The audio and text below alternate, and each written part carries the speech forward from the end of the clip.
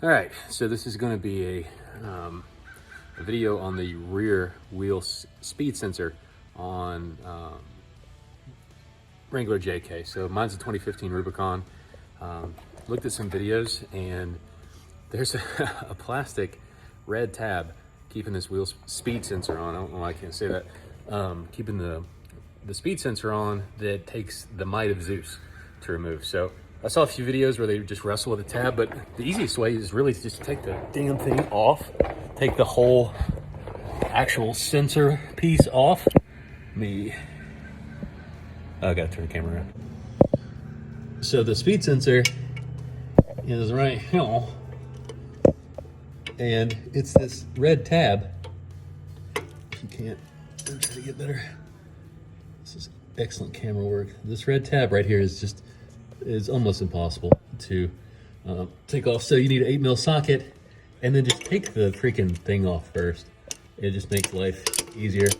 I'm gonna spare you me wrenching it 1 millimeter an hour here, and then we'll recap when this fucker's off. Okay, so now it's off. Now that bolt's out, rather, and you kind of have a little bit more wiggle room. Now you're going to have to take the connector off to get the speed sensor out, actually, unless you want to take the whole, like the sway bar link and all that stupid stuff off. So I'm gonna, it gives you a little bit more room to turn it, and you can actually see what the hell it is you're doing, which helps out a lot. I almost destroyed the tab on the driver's side. So let me take this off and then holla.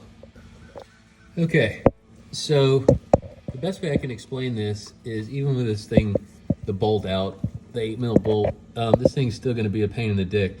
So what you need to do is get a thin flathead screwdriver, and you want to wedge it between, this is already pulled out a little bit, so you want to wedge it between this flat piece sticking out, and if you can see it, and it's going to be tight, and it's going to be gummed up, and it's going to frustrate you, but just like I said, get a thin flathead.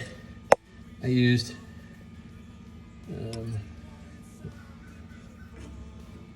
for perspective, something like that was fine, and you just kind of rock it back and forth in between. Otherwise, you'll break the plastic clip, which isn't the end of the world. These things are cheap, and you can get a new one. But just thought that would help. All right, let's take this off, and then we'll finish up. Okay, items of note: the clip comes all the way out, so you might be able to kind of wrench your wrist at a obscene angle and depress that connector with the clip still in there, but it just pulls out easy enough and you can put it back in.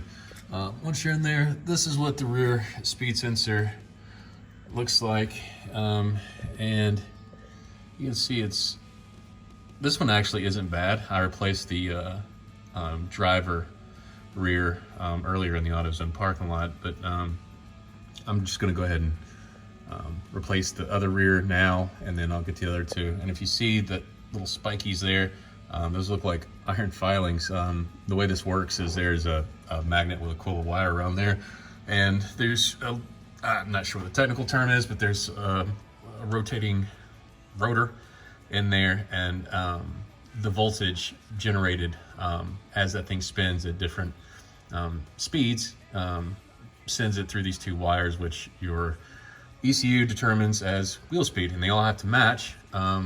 Otherwise it starts getting goofy. So we'll replace this. The part's about 20 bucks. You can get it at any auto parts store. They don't have a lot of these usually in stock, so you may have to order them online. But we'll put this in, throw some dielectric grease around here in the connector so it doesn't get gummed up, and call it a game. All right, so this is the new one. I don't think there's a lot of uniformity, because the other one was black.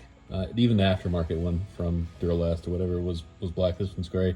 Not that it matters, just throwing that out there. I'm going to spare you the reinstallation of an 8mm bolt in the connector. So just put it back in there.